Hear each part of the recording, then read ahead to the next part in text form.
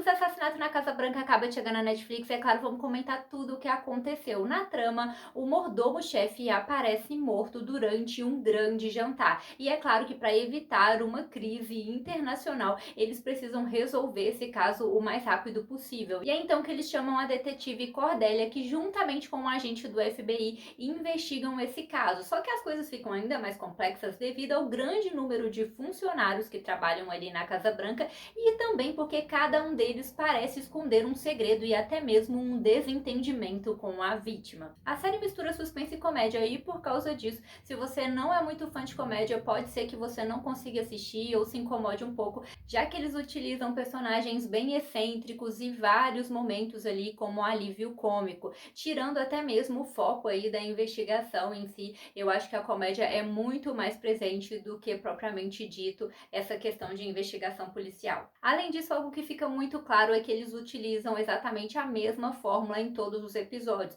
Em cada episódio, eles investigam ali algum suspeito, algum funcionário da Casa Branca. Só que, gente, tem 8 episódios e esses episódios são bem longos. Então, no meu ver, a história fica um pouco arrastada, porque algumas histórias são mais monótonas, ficam um pouco arrastadas, um pouco cansativas. E depois de você assistir o primeiro, segundo e terceiro, você já se dá conta de que eles vão repetir exatamente a mesma fórmula em todos os episódios e que se você pular do primeiro para o último episódio, parece que você não vai perder absolutamente nada na história, já que fica muito claro que somente no último episódio é que realmente eles vão desvendar o que é que realmente aconteceu e que você vai entender toda a narrativa sem precisar assistir ao restante da série. Aliás, dá vontade sim de pular alguns episódios no meio da história, já que ela começa a ficar arrastada e algumas narrativas não são tão interessantes quanto outra. Em contrapartida, no meio de tudo isso, tem sim algumas histórias interessantes e a própria Cornélia é uma personagem muito interessante, muito dinâmica, ela tem aquela mente brilhante que nos lembra aí Sherlock Holmes, só que com uma pegada muito mais excêntrica e cômica. Se você se interessou por essa série, já está disponível na Netflix, então corre lá para assistir, porque a partir deste ponto tem spoiler. E assim, gente, eu não vou mentir para vocês que no final das contas, não foi muita surpresa para mim quem tinha assassinado. Eu acho que eles deixaram algumas pistas ao longo dos episódios que dava assim pra gente perceber que era isso. Ah, mas como assim todos os personagens eram suspeitos? Todos eles tinham uma motivação? Sim. Só que no caso da Lily, eu acho que eles deram um enfoque especial quando a Cordélia questiona sobre ela, quem é a Lily. E aí eles entram muito na história dela, a questão da família, sobre o apoio financeiro da família, que antes apoiavam ali os adversários e depois passam a apoiar financeiramente, sobre as ambições dela, de como as coisas na Casa Branca incomodavam ela, as próprias caras que a Lily faz em diversos momentos. Então eu acho que tinha sim muitos indícios de que era ela e eu não fiquei nada surpresa no final. Na verdade, a motivação foi até bem mais morna aí do que a gente espera, né? Talvez poderia ter um up a mais ali naquela motivação. E daqui a pouco eu vou explicar o final para quem ficou perdido. Outros personagens que eu achei bem interessantes, com certeza a Jasmine, né? Que chama a atenção ali desde o primeiro episódio,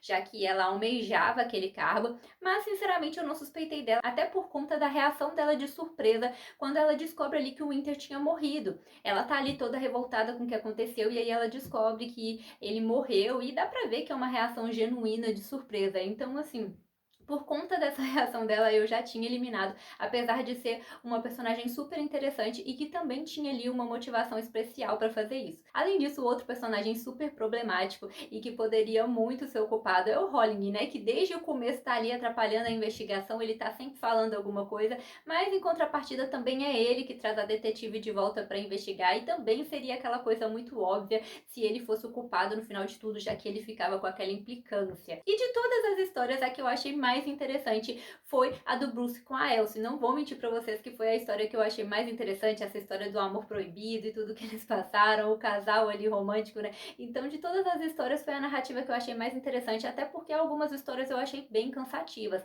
E afinal de contas, o que aconteceu no final? O que aconteceu com o Winter? Gente, o Winter brigou com todo mundo da casa, mas como que ele morreu no final das contas?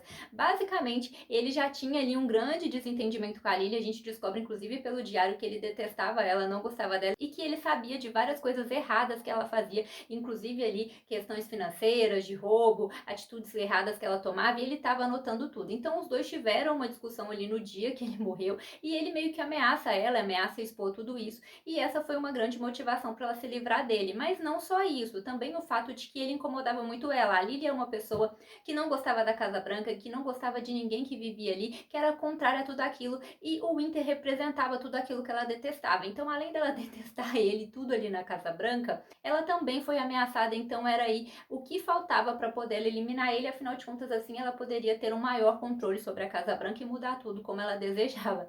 Então ela arma tudo para poder matar ele, e ela usa ali um veneno para atingir ele, só que não é suficiente, então ela tenta matar ele de outra forma e usa o relógio, e depois esconde esse relógio e foge ali do local, e posteriormente ele é encontrado. E é aí que o Bruce e a Elsie entram na história, porque o Bruce achava que a Elsie tinha matado, então ele pega o corpo e leva para outro local para poder proteger ela, e ele deixa o corpo ali em outro local, que é exatamente onde o Trip estava. Então quando o Trip acorda e vê o corpo do Winter ali, ele fica com medo de ser incriminado por isso e transporta o corpo mais uma vez, e é ele ali que simula um suicídio e muda todas as coisas para que parecesse que o Winter tinha se matado e assim ele não pudesse ser culpado de nenhuma forma. No final das contas, ele fez coisas erradas, mas não foi o responsável pela morte, nem mesmo ele, nem mesmo o Bruce, e quem fez tudo isso, na verdade, foi a Lily. Depois ela tenta tampar a parede ali, que dava uma conexão entre as salas e onde ela tinha escondido o relógio para tentar ocultar essa prova, né, que era a arma do crime, mas isso não foi suficiente, porque a Cordelia já estava desconfiada dela há bastante tempo,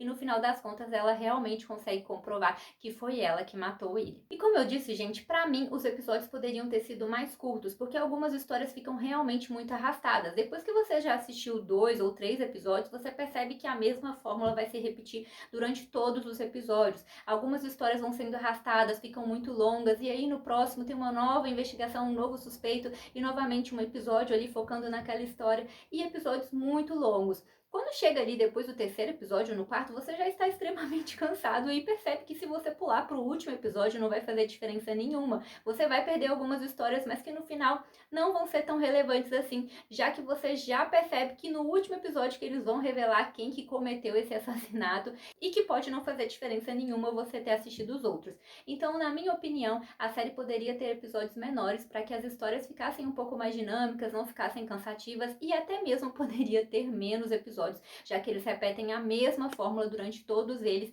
e apesar de ter personagens bem excêntricos e eles abusarem do artifício da comédia, ainda assim a série acaba ficando cansativa em muitos momentos. Então talvez se ela tivesse sido menor, pra mim, particularmente, teria sido melhor. Mas deixem pra mim nos comentários o que vocês acharam. Gostaram, não gostaram? Vocês realmente achavam que era a Lily ali que tinha feito isso? Ou vocês achavam que tinha sido outra pessoa? Conte tudo aí pra eu saber.